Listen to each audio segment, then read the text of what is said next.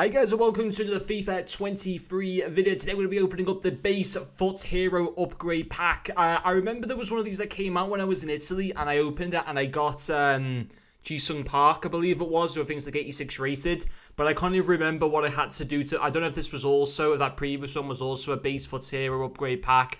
I'm not too sure. It seemed pretty expensive when I done it just then. It was two segments, one inform and 84 rated with 286 that you had to put in as well, and then an 85 rated with like 3 86s. Pretty expensive. I mean, I used up a lot of the final kind of club assets towards doing this. There's also a few more nations objective cards. There's also a flashback Shinji Kagawa for Japan, celebrating his inclusion in the FIFA World Cup 2018. I guess he probably should have gone for Keisuke Honda, who scored for them in 2018.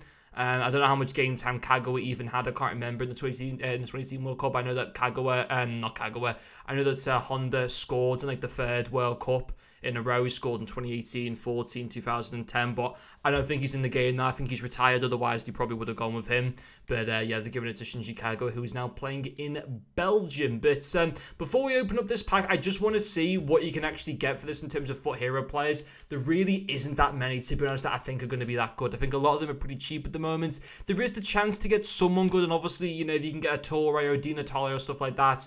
But then there's, you know, the opportunity where there aren't too many good cards. The card value I've got as a lone player. If we have a look at the concepts, what are we kind of working with here? So Vola, I mean, there's quite a few. There's no 90 rated for hero cards yet. I mean, obviously, you know, Ginola, Di Natale, Lucio, Pele. There are a lot of good ones. You know, Okocha, Melito.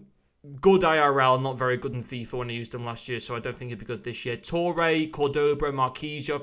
Don't get me wrong, there are some really good cards, but at the same time, there are so many bad ones. I mean, a lot of these here, every single card on this page, apart from maybe Cole and Keane, you don't really want to get. Govu probably isn't too bad, to be fair, but on the whole, there really isn't too much. There's more chance of you getting a bad player than someone good, but we'll see. We'll open up the mixed players pack first.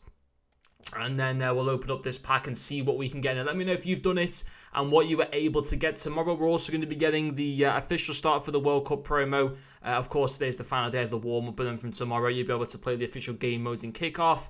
And then we should have a lot more content as well around the World Cup. So maybe it wasn't best to open this here.